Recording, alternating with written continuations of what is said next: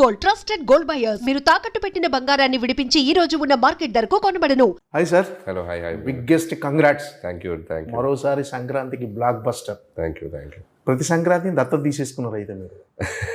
బాగుంది తీసుకున్నట్టే. వాళ్ళు నన్ను దత్తత తీసుకున్నారు అనుకుందా. సంక్రాంతికి ఆడియన్స్ నన్ను దత్తత తీసుకున్నారు. ఏంటి సార్ అంటే ప్రతి సంక్రాంతి అలవాటు అయిపోయిందా? అలవాటు అని కాదు కానీ సంక్రాంతి అంటే ఒక తెలియని ఒక కనెక్షన్ ఉంది. నేను చేసిన ఆల్మోస్ట్ 9 ఫిలిమ్స్లో 4 సినిమాలు సంక్రాంతికి రిలీజ్ అయ్యాయి. ప్రతి సంక్రాంతి ఒకదాని నుంచి వెళ్ళింది. సో తెలియకుండా ఆడియన్స్ కానీ నేను చేసే జోనర్స్లో ఎక్కడో వాళ్ళకి ఆ బిలీఫ్, ఆ ఎంటర్టైన్మెంట్, సినిమా థియేటర్కి వచ్చి సెలబ్రేట్ చేసుకునే ఆ వైబ్, ఆ సినిమాలోకి వచ్చి చూడటమే కాకుండా ఆ సినిమాలో ఉన్న కొన్నిటిని వాళ్ళు తీసుకెళ్ళి అవి ఇళ్లలో ఎక్స్పీరియన్స్ అయ్యి మాట్లాడుతూ వాడుక భాషలోకి తెచ్చుకొని వాళ్ళు దాన్ని మళ్ళీ తిరిగి ఎంజాయ్ చేయటం. దట్ ఈస్ ద బేసిక్ జరుగుతున్న ప్రాసెస్. వెంకీ గారితో F2 చేసినప్పుడు అంతేగాని ఒక పదం కానీ, తర్వాత సరిలేరులో కానీ నెవర్ బిఫోర్, మన సంక్రాంతికి వచ్చేసరికి ఒక టైప్, అలా ప్రతి సినిమా నుంచి ఏదో ఒక వాళ్ళకి కనెక్ట్ అయ్యే ఎలిమెంట్స్ కథలో ఉండటం, అవి వాళ్ళు ఓన్ చేసుకొని మళ్ళీ వాటిని సెలబ్రేట్ చేసుకోవటం తెలియకుండా ఇట్స్ లైక్ ఒక బాండింగ్ లాగా అయిపోయింది. సో నెక్స్ట్ కూడా అలాగే కంటిన్యూ అయితే బాగుంటుంది. అంటే ఇప్పటివరకు మీరు తీసిన 9 సినిమాలు అన్నీ సక్సెస్ఫుల్ సినిమాలు. ఇప్పటివరకు అపజయం అంటూ లేదు మీకు. అంటే ఇప్పుడు ఈ 8 సినిమాల రిజల్ట్కి ఈ మనశంకర వరప్రసాద్ రిజల్ట్కి అంటే మీరు గమనించిన వేరియేషన్ కానీ ఏమైనా తేడా ఉంది సార్? అంటే 8కి 8 డిఫరెంట్ జోనర్స్, 8 డిఫరెంట్ సబ్జెక్ట్స్. ఆ టైంకి ఆ హీరోలకి అవి చాలా పెద్ద హిట్లు అయ్యాయి. బట్ అన్నీ ఒక టైప్ సిచ్యువేషన్లో వచ్చాయి. బట్ ఈ సినిమా కొద్దిగా స్పెషల్ ఏంటంటే చిరంజీవి గారు ఆ కంబ్యాక్ తర్వాత ఒక ఫుల్ ఫ్లెడ్జ్డ్ ఫ్యామిలీ ఎంటర్టైనర్ చేయడం, దట్ ఈస్ ద స్పెషల్. 2017లో ఆయన తిరిగి వచ్చాక పాలిటిక్స్ నుంచి ఆల్మోస్ట్ ఈ 9-10 ఇయర్స్లో ఇలా కంప్లీట్ ఫ్యామిలీ ఎంటర్టైనర్, ఒక క్లాస్ లుక్, ఇంత స్టైలిష్గా, ఇంత ఇదిగా, అండ్ అలాగే మన ఇంట్లో మనిషిలాగా మాట్లాడే విధానం, నడుచే విధానం, ప్రజెంటేషను, అంటే ఒక స్టార్ ఇమేజ్ ఉంటూ ఇంత లైవ్లీగా చేసిన సినిమా ఇదే. సో ఇది నాకు చాలా స్పెషల్ అనిపించింది. అండ్ చిరంజీవి గారిని ఇంత పెద్ద సూపర్ డూపర్ బ్లాక్ బాస్టర్లో చూపించే అవకాశం నాకు రావటం, దాన్ని ఈరోజు అందరూ సెలబ్రేట్ చేసుకోవటం, దట్స్ సంథింగ్ స్పెషల్. అంటే చిరంజీవి గారు మంచి వింటేజ్ లుక్లో కనిపిస్తున్నారు. అంటే ఆయన్ని అభిమానులు ఎలా చూడాలనుకుంటున్నారో అలా చూపించేశారు. అంటే నిజం చెప్పాలంటే మాకు పీరియాడికల్ డ్రామా చూస్తున్నట్టు 1970sలో అనిల్ రావుపూడి గారు చిరంజీవి గారు కలిసి ఒక సినిమా తీస్తే ఎలా ఉంటుందో ఆయన లుక్ అలా ఉంది. అదే లుక్స్లో ఆయన మళ్ళీ ఒక 35 ఇయర్స్ బ్యాక్ వెళ్ళిపోయారు. అది పెద్ద ప్లస్ అయింది. అందుకే సినిమా కంటెంట్ కూడా ఈ జనరేషన్ ఆడియన్స్ కూడా చాలా కనెక్ట్ అయిపోయారు. సాంగ్ కానీ, హుక్ స్టెప్ కానీ, ఆయన చేసే జోక్స్ కానీ, ఆయన మేనరిజమ్స్ కానీ, ఫైట్స్ కానీ, ఇవన్నీ బాగా కనెక్ట్ అయిపోయారు. సో ఆ లుక్స్ అనేది చాలా పెద్ద ప్లస్ అయింది సినిమాకి. So credit goes to Chiranjeevi గారు. ఓకే. అంటే ఈ సినిమా సక్సెస్ అనేది మెగా కాంపౌండ్కి మీరు 2 హిట్లు ఇచ్చారు సార్. ఒకటి సుస్మితా కొనిదెల గారికి, నెక్స్ట్ చిరంజీవి గారికి. సో అంటే ఒకేసారి అంటే ఫస్ట్ థింగ్ ఏంటంటే చిరంజీవి గారికి ఆయన సక్సెస్ కంటే సుస్మిత గారి సక్సెస్ని మోర్ ఎమోషనల్గా ఫీల్ అయ్యారు. ఆయన షేర్ చేసుకున్నారు సార్ ఇది మెయిన్ మీతో. షేర్ అంటే ఆయన హ్యాపీ అండి. ఫస్ట్ ఆఫ్ ఆల్ మొన్న కూడా మాట్లాడాను నేను. అండ్ సాహు గారి పార్టీ ఈజ్ లైక్ నాకు ఒక ఫ్రెండ్ లాగా, ఫ్యామిలీ లాగా నాతో ట్రావెల్ అవుతున్నారు. అండ్ ఆవిడ కూడా ఒక పార్ట్నర్ లాగా ఈ సినిమాలో ఇన్వెస్ట్ చేసి తను ఈ సినిమా సక్సెస్ని ఈరోజు ఎంజాయ్ చేయటం. అండ్ సుష్మిత గారు కూడా after so many years she is trying ఆయనతో ఒక మంచి ఫిల్మ్ ప్రొడ్యూస్ చేయాలని. సో అది ఈరోజు ఈ సినిమా ద్వారా జరగటం, అండ్ చేసే ఫస్ట్ సినిమాని ఎంత పెద్ద సక్సెస్ అవ్వటం, ఆ గోల్డ్ బాక్స్ ఎంటర్టైన్మెంట్స్ వాళ్ళకి ఒక ప్రాపర్ బూస్ట్ లాగా ఉంది ఈ సినిమా కూడా. సో ఆ విషయంలో నిజంగా ఆవిడ వెయిట్ చేసినందుకు ఆవిడ పేషెన్స్కి మంచి రిజల్ట్ వచ్చిందని అనుకుంటున్నాను. సార్ అంటే ఒక కొత్త కథ చిరంజీవి గారిని, అంటే కొత్త కథ కాకపోయినా చిరంజీవి గారిని ఎలా ప్రజెంట్ చేయాలో మీరు ఏదైతే అనుకున్నారో అది చూపించేశారు. అంటే ఈ రేంజ్ రెస్పాన్స్ వస్తుందని ఇంత అంటే చాలామంది చిరంజీవి గారి సినిమాలు చూసి చాలా రోజుల నుంచి ఆగిపోయిన వాళ్ళు ఈ సినిమాతో మళ్ళీ చిరంజీవి గారి సినిమా చూసి సెలబ్రేట్ చేసుకుంటున్నారు. అంటే చిరంజీవి గారిని ఎలా చూడాలో అలా చూశారు కాబట్టి వాళ్ళు సెలబ్రేట్ చేసుకుంటారు.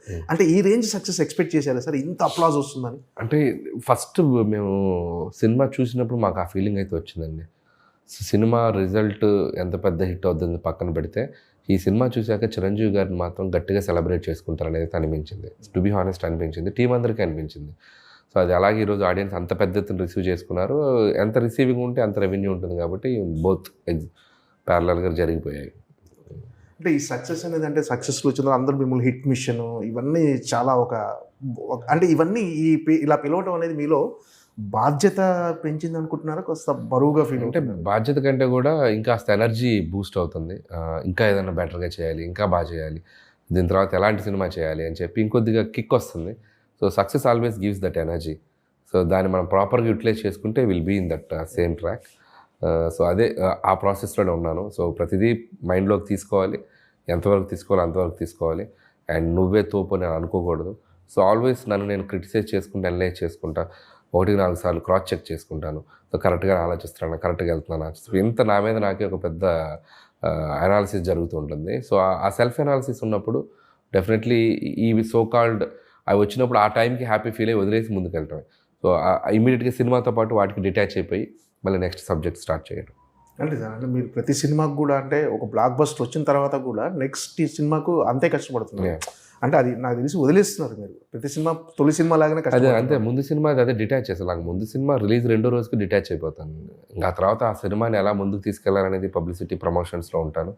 అది అయిపోయాక రేపు మండే తోటి ఇక స్లోగా కంప్లీట్ డిటాచ్ అయిపోతూ నెక్స్ట్ మా కథ ఏంటి, ఆ గోల్ ఏంటి, మళ్ళీ ఫ్రెష్గా స్టార్ట్ చేయాలి, మళ్ళీ ఫ్రెష్ జర్నీ, ఈసారి ఇంకేం చేయాలి అనేది అలా వెళ్ళిపోతూ ఉంటాం. అదే సక్సెస్ మన మైండ్లో హ్యాంగ్ ఓవర్ ఉంటే మన డెసిషన్ మేకింగ్ కానీ మన స్టోరీ సెలెక్షన్ కానీ ఇట్ విల్ ఎఫెక్ట్.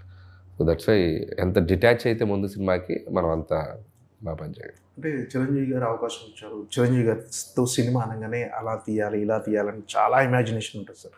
కానీ దాన్ని కంట్రోల్ చేస్తూ అంటే ఎలా చూపించాలో అంతవరకే చూపిస్తూ, ఎంత కామెడీ చేయాలో అంతే కామెడీ చేస్తూ, నిజంగా ఒక రకంగా ఈ సినిమా కత్తి మీద సాము లాంటిది. ఒక రకంగా చిరంజీవి గారితో కొంచెం శృతి మించినా కూడా చిరంజీవి గారితో ఇలా చేయించాడని ఒక విమర్శలు కూడా వచ్చాయి సార్. కానీ ఎక్కడ కూడా బ్యాలెన్స్ తప్పకుండా ఎలా కుదిరింది సార్ అసలు?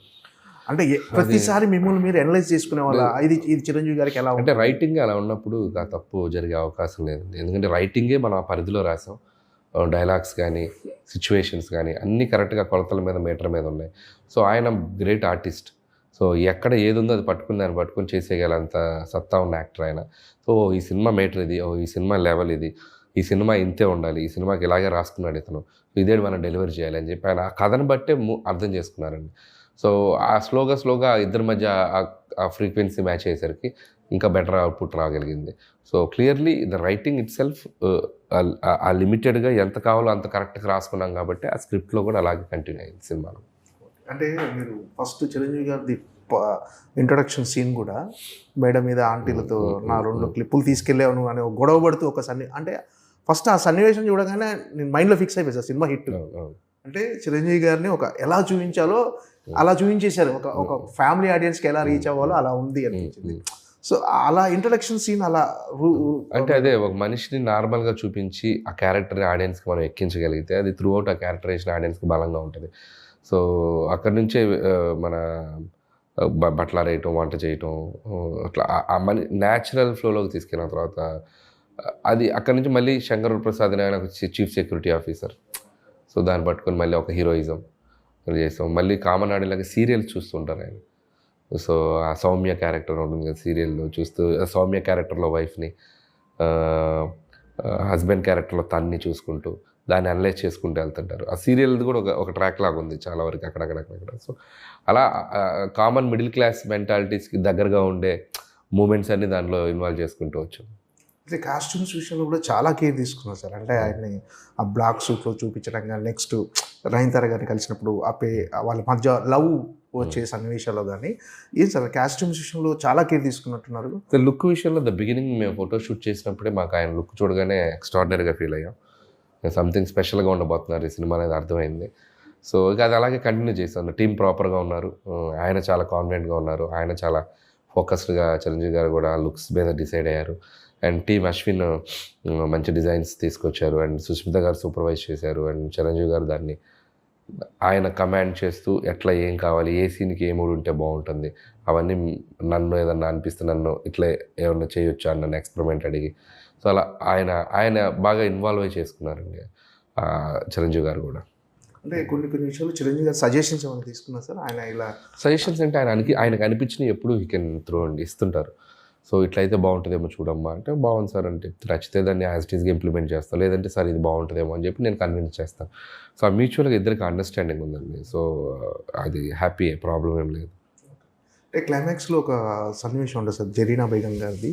Second మన నయనతార గారితో మాట్లాడే ఒక కాఫీ తాగే సన్నివేశంలో భర్త రక్త సంబంధించిన వ్యక్తి కాదు, అందువల్లనే కొంచెం మనం చాలా అలా తీసుకుంటాము వాళ్ళని అని ఒక ఆ వివరించే సన్నివేశం ఐడియా ఎవరిది సార్? అంటే అది నిజంగా చెప్పాలంటే అది ఇంకా ఎక్కువ ఎలివేట్ కదా, హైలైట్ అయిన సన్నివేశం సార్. అవును, అది రైటింగ్ చాలా నాకు ఎప్పటి నుంచో అది అబ్జర్వేషన్. స్క్రీన్ ప్లేకి సంబంధించిన చాలా అదే మనకి ఆ జరీనా వైబ్ క్యారెక్టర్ ఆవిడ అక్కడికి రావటం, కోడలతో మాట్లాడటం, ఆ మాట్లాడేది కూడా చాలా లైవ్లీగా, ఏదో కూర్చొని మాట్లాడుకున్నట్టు కాకుండా ఆవిడ can I make a coffee for you అంటాం, ఆవిడింట్లో ఆవిడకి కాఫీ పెట్టించడం, నయనతారకి పెట్టించే ప్రాసెస్లో కథ చెప్తూ ఉండటం, దాంట్లో నుంచి ఒక ఇంపార్టెంట్ మ్యాటర్ని చాలా క్యాజువల్గా డెలివర్ చేయటం లేడీస్కి. అంటే జనరల్ అది ఫ్యాక్టే కదండి. అంటే ఎక్కడైనా కూడా అమ్మాయిలు కానీ ఎవరైనా కానీ మన ఫ్యామిలీకి, బ్లడ్ రిలేషన్కి ఫస్ట్ ఇంపార్టెన్స్ ఇస్తాం.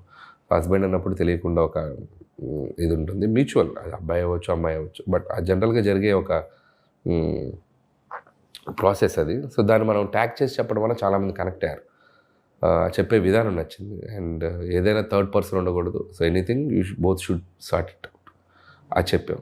సో అది చాలా బ్యూటిఫుల్ సీన్, సినిమా మొత్తంలో one of the highlight scene అది. అది పర్ఫెక్ట్ ప్లేస్మెంట్లో వచ్చింది. నా కెరియర్లో నేను చాలా మెచ్యూర్డ్గా, చాలా బాగా రైటింగ్ చేసిన సీన్ అని నేను పర్సనల్గా ఫీల్ అవుతాను. ఆ మహిళా సంఘాలు వాళ్ళు మాట్లాడుకునే సంభాషణ అది కూడా చిన్న సటైరిక్ ఫన్ అండి. అది ఎంటర్టైన్మెంటే. జరుగుతున్న సోషల్ లైఫ్లో, సొసైటీలో జరుగుతున్న పాయింట్స్ని మనం కొద్దిగా హాస్యంతో కలిపి చిన్న సటైర్స్ వేయటం. సో అది ఎక్కడ చేయొచ్చు, ఎక్కడైనా మనకు అవకాశం ఉన్నప్పుడే. అది ఎవరి మనోభావాలు దెబ్బతినకుండా జరగాలి. సో లక్కీగా లేడీస్ ఎక్కువ ఎంజాయ్ చేస్తున్నారు అది. సో ఎందుకంటే 1%, 2% అలాంటి కేసెస్ చూస్తున్నారు కాబట్టి ఎవ్రీవన్ కెన్ రిలేట్ దట్. మన చిరంజీవి గారు కూడా ఇంటర్వ్యూలో చెప్పారు సార్, సురేఖ గారు మేడం అది బాగా ఎంజాయ్ చేశారు. అవును, అదే చెప్తున్నాను కదా, చాలామంది ఎంజాయ్ చేశారు అది. సో అది కూడా one of the highlight film. Okay, అంటే మెయిన్గా అంటే ఈ సినిమాలో మీకు మెయిన్గా టఫ్ అనిపించిన పార్ట్ ఏంటి సార్? అంటే చిరంజీవి గారితో సాంగ్ అంటే first situation song hook step లేదు, దాని ముందు వేరే సాంగ్లో ఉంది. ఆ సాంగ్ని మార్చడమే పెద్ద టఫ్ అనిపించింది నాకు. దాన్ని చిరంజీవి గారి టైమింగ్లోకి తేవాలి. ఒక గ్యాంగ్ లీడర్లో చిక్కు చేయలేం. ఒక ఇంట్రడక్షన్ సాంగ్ వస్తే చిరంజీవి గారి దాంట్లో బద్దలైపోయాయి థియేటర్స్. రౌడీలో కానీ, సో గరాణ మొగుడులో కానీ, బంగారు కొడపెట్టి ఒక ఇంట్రడక్షన్ సాంగ్ ఎనర్జీ కావాలి అనే దాంట్లో చాలా స్ట్రగుల్ అయ్యాం. ఆ స్ట్రగుల్ అయిన దాంట్లో వచ్చిన పాటే హుక్ స్టెప్. అది మోడర్న్గా ఈ జనరేషన్కి బాగా రీచ్ అయ్యేలా అది బాగా వచ్చింది. అది వచ్చాక మీకు రిలీజ్ అయ్యాక తెలియకుండానే ఒక వైబ్ క్రియేట్ అయింది సినిమాకి. అది క్యారీ ఫార్వర్డ్ చేసాం. అంటే హుక్ స్టెప్ పాట కంటే ముందు ఒకలా ఉంది, హుక్ స్టెప్ పాట వచ్చిన తర్వాత ఒకలా ఉంది. అదే చెప్తున్నాను, ఆడియన్స్కి ఒక ఎక్సైట్మెంట్ క్రియేట్ అయింది. ఓ ఫ్యాన్స్కి కూడా ఈ సినిమా ఏదో మామూలు సినిమా కాదు, దీంట్లో మ్యాటర్ చాలా వేరేలా ఉండబోతుందని చెప్పి వాళ్ళు ప్రిపేర్ అయ్యి వచ్చారు. సో వాళ్ళ అంచనాలకు అందుకుంది సినిమా. ఈరోజు అద్భుతమైన విజయం. చిరంజీవి గారితో ఉన్న ఆ ట్రావెలింగ్ ఎలా ఎంజాయ్ చేశారు? అంటే సినిమా డే 1 నుంచి సినిమా చిరంజీవి గారితో కథ చర్చల దగ్గర నుంచి మొదలైన జర్నీ ఈరోజు రిలీజ్ అయ్యే వరకు మా ఈక్వేషన్, మా ఇద్దరి మధ్య ఒక బాండింగ్ కానీ చాలా పీక్ చేరుకుందని చెప్పాలి. ఇద్దరం చాలా జెల్ అయ్యాం. ఇద్దరం ఒకరి మీద ఒక బిలీఫ్ ఉంది, ఇద్దరికి ఒకరికొక అండర్స్టాండింగ్ ఉంది. సో చాలు, ఇది ఒక అచీవ్మెంట్లా ఫీల్ అవుతున్నాను నేను. More than a blockbuster, more than a success, I got that a personal space with Chiranjeevi garu. That's enough for me. అంటే ప్రివ్యూ చూసిన తర్వాత వెంటనే చిరంజీవి గారు ఇంటికి వెళ్ళిపోయారు. ఆ మూమెంట్స్ ఎలా ఉన్నాయి? Extraordinary. And the moment, first moment cinema release అయ్యి అది ఆ పెద్ద హిట్ అని తెలిసాక ఆయన కలవటం, ఆయన అలా హక్ చేసుకోగానే ఆయన చిన్న నేను అఫెక్షనేట్గా ఆయన నన్ను ప్యాంపర్ చేశారు. అది బ్యూటిఫుల్ మూమెంట్ నా కెరియర్లో. రామ్ చరణ్ గారు సినిమాని బాగా ఎంజాయ్ చేశారు. అందరూ, రామ్ చరణ్ గారు ఫ్యామిలీ అంతా బాగా ఎంజాయ్ చేశారు. రామ్ చరణ్, బుచ్చి అందరూ కలిసి వెళ్ళారు టీం. ఆ రోజు పార్టీలో కూడా రామ్ చరణ్ గారు చాలా ఎక్సైటెడ్గా మాట్లాడారు. చాలా బాగా నచ్చింది ఫిల్మ్, బాగా డీల్ చేసావు, అండ్ డాడీని అసలు ఇలా ఈ స్పేస్లో తీసుకొచ్చి అండ్ అంత సటిల్గా అంత ఫన్ జనరేట్ చేసావు. At the same time emotional scenes బాగున్నాయి, చాలా బాగా చెప్పారు. మహేష్ బాబు గారు మహేష్ గారు కాల్ చేశారు, మాట్లాడారు. ఆయన చాలా హ్యాపీ. అల్లు అర్జున్ గారు ఆయన ట్వీట్ చేశారు, ఆయన కాల్లో మాట్లాడారు. ఆయనతో చాలామంది ఈసారి ఈ సినిమాకి they felt so happy, and directors కూడా చాలామంది కాల్ చేశారు. సో అందరికీ వాళ్ళ పాజిటివిటీ, ఈ సక్సెస్ని వాళ్ళు తీసుకునే విధానం మాత్రం చాలా సంతోషించింది. అంటే పర్సనల్గా మీకు ఈ సక్సెస్ అనేది ఎలాంటి సాటిస్ఫాక్షన్ వచ్చింది? పర్సనల్గా వ్యక్తిగతంగా కెరీర్ పరంగా మీరు ఒక 100 మెట్లు ఎక్కారు అది, కానీ పర్సనల్గా నాకు చిరంజీవి గారికి ఒక ఒక ఎటువంటి డిస్కషన్స్ లేని, ఎటువంటి ఒక పాయింట్ చేసే లేని, ఇట్లాంటి లేని ఒక సినిమా తీయాలి, ఆయన్ని అందరూ సెలబ్రేట్ చేసుకోవాలి. అతని అభిమానులే కాదు, చిరంజీవి గారిలా చూసి ఇష్టపడిన చాలామంది ఉంటారు కామన్ ఆడియన్స్, వాళ్ళు కూడా ఈ సినిమాని సెలబ్రేట్ చేసుకోవాలి, ఆయన చూసి వావ్ అనాలి అనేదే అనుకున్నానండి. That is the only thing I felt and I execute చేశాను. ఈరోజు అదే నాకు ఒక సూపర్ ఫీలింగ్, అంటే ఈ సినిమా తాలూకు మాత్రం. అండ్ అందరికీ మళ్ళీ ఒక మన చిరంజీవి గారంటే ఇది అనే ఇంకొక టైప్లో పరిచయం చేయగలిగాను. అది ఈరోజు అందరికీ రీచ్ అయ్యింది. So that is the most happiest thing. సరే, అంటే అనిల్ రావుపూడి సినిమాలు అంటే ఎంటర్టైన్మెంట్కి ఒక బెంచ్ మార్క్ క్రియేట్ చేశాయి. అంటే మీరు కూడా అంటే ఈ సినిమా సంక్రాంతికి వస్తున్నాం కంటే బెటర్గా ఉండాలి, నెక్స్ట్ సినిమా అంతకుమించి బెటర్ ఎంటర్టైన్మెంట్ ఉండాలి. ఈ జర్నీ అంత టఫ్ అనిపిస్తుందా సార్? ఏంటి ఎప్పటికప్పుడు మళ్ళీ ఆడియన్స్ని నమ్మించడం అంటే ఇప్పుడున్న రోజుల్లో ఆడియన్స్ నమ్మించడం చాలా టఫ్ జాబ్ సార్. అంటే వాళ్ళకి చాలా వినోద సాధనాలు ఉన్నాయి, టీవీలో కానీ సీరియల్, ఇవన్నిటిని ఓవర్కమ్ చేసి మీకు ఒక టికెట్ కొనుక్కొని థియేటర్కి వచ్చి నవ్వటం అంటే మీరు ఖచ్చితంగా చాలా హార్డ్ వర్క్ చేయాలి. ఏం సార్ టఫ్ అనిపిస్తుందా, లేకపోతే ఈజీ? అంటే ఈజీ ఏం కాదు. ఇప్పుడు ఏ సినిమా అయినా, ఏ కథ అయినా, ఎవరు రాసినా కూడా చాలా టఫ్గానే ఉంటుంది. అది ఐడియా జనరేట్ అవ్వాలి, దాన్ని ఒక 2-3 నెలలు కూర్చొని దాని మీద టైం స్పెండ్ చేసి దానికి అద్భుతంగా తయారు చేయాలి. ప్రాసెస్ టఫ్గానే ఉంటుంది, బట్ ఎనర్జీ ఈజ్ పాజిటివ్గా ఉంటుంది. ఎందుకంటే ఇంతమంది ఆడియన్స్ మన సినిమాని చూసి సెలబ్రేట్ చేస్తారని ఒక ఎనర్జీ మనల్ని ముందుకు తీసుకెళ్తూ ఉంటుంది. సో ఆ ఎగ్జైట్మెంట్ వాళ్ళు ఇవ్వబట్టే మేము అద్భుతంగా పని చేయగలుగుతున్నాను. సో క్రెడిట్ అంటే వాళ్ళకే ఇవ్వాలి నేను. సో వాళ్ళ రిసీవింగ్ లేకపోతే నా సైడ్ నుంచి వర్క్ అంతా బాగా హ్యాపీగా చేయలేను నేను. సో ఆ రిసీవింగ్ ఉంది కాబట్టే సో ప్రతి సినిమా టు సినిమా నన్ను నేను మార్చుకోవడానికి, ఏదో ఇంకోలా ట్రై చేయడానికి, ఈ హీరోతో ఇలా చేద్దాం, ఆ హీరోతో ఇలా చేద్దాం, చేసినట్టే మళ్ళీ చేయొద్దు, చేసిన గెటప్పే మళ్ళీ వద్దు, చేసిన క్యారెక్టరే మళ్ళీ వద్దు, ఇలా 1-4 అనాలిసిస్ చేసుకుంటూ వెళ్తాను. ఎందుకంటే ఆడియన్స్కి సేమ్ చూపిస్తే ఆ బోర్ ఫీల్ అయ్యే ప్రమాదం ఉంది, చూపించిన సినిమానే చూపించాడనే ప్రమాదం ఉంది. సో అవి కేర్ తీసుకుంటాను. సో అందుకే ఈసారి సీక్వెల్ చేయకపోవడానికి కూడా కారణం అదే. ఎందుకంటే మళ్ళీ అవే క్యారెక్టర్స్ ఆడియన్స్కి ఇంకొక ఫ్రెష్ కథ ఏదైనా చెప్దాం అనే ఒక ఫీలింగ్లో ఉన్నాను. ఈ 9 సినిమాల్లో మీకు బాగా కష్టపడిన కథ కానీ, అంటే ఎక్కువ టైం తీసుకున్న కథ ఇది సార్? అంటే కష్టపడిన కథ అంటే ప్రతి సినిమాకి స్ట్రగుల్ ఉంటుందండి, ప్రతి సినిమాకి ఎక్కువ టైం తీసుకొని డెఫినెట్గా హీరోకి తగిన విధంగా బాడీ లాంగ్వేజ్ తగిన విధంగా అంటే కొద్దిగా భగవంత్ కేసరి అనేది కొద్దిగా కాంప్లికేటెడ్ స్క్రిప్ట్ అండి. అది చాలా డ్రామా, అందుకని ఫన్ తక్కువ, మొమెంటరీ సోషల్ కంటెంట్ ఉంది, ఒక విలన్ కాన్ఫ్లిక్ట్స్, దాంట్లో మళ్ళీ ఫ్లాష్ బ్యాక్లు, కొద్దిగా వెయిట్ ఉన్న కథ అంటే కొద్దిగా భగవంత్ కేసరి. లోడ్ ఎక్కువ ఉంటుంది ఆ కథలో. అండ్ సర్లేరు నీకెవరు, అది కూడా అంతే. ఈ 2 కథలు బాగా లోడ్ ఎక్కువ ఉన్న కథలు నేను చేసిన సినిమాలు. ఇవి 2 కొద్దిగా టఫ్ అనిపించినాయి స్క్రిప్టింగ్లో. మిగతావన్నీ lighter vein scripts, but treatment కష్టంగా ఉంటాయి. ఇవి కథ కష్టంగా ఉంటుంది, ఇవి ట్రీట్మెంట్ కష్టం. వీటికి ఉండే కష్టాలు వీటికి ఉంటాయి, వాటికి ట్రీట్మెంట్ చాలా ఈజీ, కథ క్రియేట్ చేయడం కష్టం ఉంటుంది. సో ఏ కష్టం ఆ కష్టమే, బట్ లోడ్ ఎక్కువ తీసుకుంది ఆ 2 సినిమాలు. సార్, అంటే మామూలుగా కామెడీ కథల్లో చాలామంది ఏమంటారు అంటే లాజిక్లు ఉండదు, అంటే కొన్నిసార్లు మన సినిమాలో కూడా కొన్ని విమర్శలు వస్తుంటాయి కొంతమంది చేసేవాళ్ళు. అంటే కథలలో కొంచెం లాజిక్ ఉంటుంది. ఇప్పుడు సీఎంని కలవడానికి ఒక ప్రోటోకాల్ ఉంటుంది, ఇప్పుడు సెంట్రల్ మినిస్టర్ కూడా ఒక ప్రోటోకాల్ ఉంటుంది. ఇలాంటివి నిజంగా అవసరం సార్ ఒక కథలో, కామెడీ కథల్లో లాజిక్లు అనేవి ఉంటాయి? నేను ఎక్కడ లాజిక్ మిస్ అయ్యి చేయలేదండి ఈ సినిమా. మోస్ట్ ఆఫ్ ద టైమ్స్ లాజిక్గానే ఉంటుంది, ఎక్కడ టేక్ ఇట్ ఫర్ గ్రాంటెడ్గా చేయలేదు. చాలా అథెంటిక్గానే ఉంటాయి.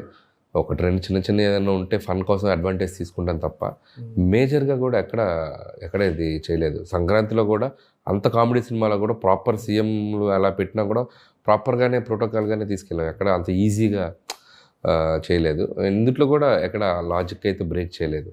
మోస్ట్ ఆఫ్ ద టైమ్స్ 90% కరెక్ట్గానే వెళ్తాం. ఇంకా ఏదన్నా 1-2 చోట్ల అంటే ఇంకా ఫన్ కోసం మిస్ అవుతాం. అంటే జనాలు ఎంటర్టైన్ చేయడమే లక్ష్యంగా ఉన్నప్పుడు చిన్న లాజిక్ అవి ఆటోమేటిక్గా ఫ్లోలో వెళ్ళిపోతాయండి స్టిల్. బట్ మనం టేక్ ఇట్ ఫర్ గ్రాంటెడ్గా చేయకూడదు తప్పులు, అవి కూడా నేను చేయను. మ్యాక్సిమం లాజికల్గా ఉండడానికే చూసుకుంటాం. సో అది కరెక్ట్గా చూసేటప్పుడు కూడా ఇది ఆర్గానిక్గా కనపడాలి. సో మనం ఇదేంటి ఇలా జరుగుద్దా, ఎట్లా వెళ్తారు అనే ఫీలింగ్ రాకూడదు. మ్యాక్సిమం అలా ఆర్గానిక్గా తీసుకెళ్తేనే నమ్ముతారు ఆడియన్స్. మన అనిల్ రావుపూడి సినిమాలు అంటే తెలుగులో ఒక ఫ్యాన్ బేస్ ఉంది, డెఫినెట్గా ఎంటర్టైన్ చేస్తాడు. మినిమం గ్యారంటీ సినిమా అనే ఒక బ్రాండ్ ఉంది సార్. అంటే ఇప్పుడు అందరు పాన్ ఇండియా సినిమాల వైపు వెళ్తున్నారు. అంటే మీకు ఆలోచన లేదా సార్ ఒక పాన్ ఇండియా కథ? అంటే as of now I'm very happy with this regional and rooted films and చాలా బాగుంది. అండ్ తెలుగు ప్రజల మధ్య తిరిగే క్యారెక్టర్లు, వాళ్ళ మధ్య జరిగే కథలు, ప్రేక్షకులకి దగ్గరగా రిలేటబుల్ చేసుకునే పాత్రలు, వాళ్ళని వాళ్ళు ఐడెంటిఫై చేసుకునే సన్నివేశాలు, దానివల్ల వాళ్ళు దాన్ని సెలబ్రేట్ చేసుకునే విధానం, ఇవన్నీ నాకు బాగా హ్యాపీనెస్ ఇస్తుంది. సో యాజ్ ఆఫ్ నో మైండ్కి ఇది కరెక్ట్ అనిపిస్తుంది. ఫ్యూచర్లో డెఫినెట్లీ ఇవే ఎక్కువ కాలం చేయలేను కాబట్టి ఎక్కడో చోట ఒక పాత్ బ్రేక్ చేయాలి, ఎక్కడో చోట ఒక బ్రేక్ చేసి ఇంకొక జోనర్ సినిమా చేయాలి. అది ఎప్పటికప్పుడు 100% చేస్తాను. ఇవే చేసుకుంటూ వెళ్తాను, నేను ఎప్పుడు చెప్పను. I'm ready to do any genre. Experiment చేయడానికి ముందు నేనే రెడీగా ఉంటాను. కాబట్టి I do, but not very soon. Sir Pavan Kalyan గారితో సినిమా అంటున్నారు, అది ఏవి ఇంకా ప్రాక్టికల్గా మెటీరియలైజ్ అవ్వలేదండి. అంటే టాక్స్ వినిపిస్తున్నాయి కానీ అండ్ ఏది కూడా మనం కాంక్రీట్గా వెళ్ళి కలిసి అట్లా జరగలేదు. సో అందుకని అది నేను చెప్పలేను. సో జరిగితే happy. I'm also waiting for that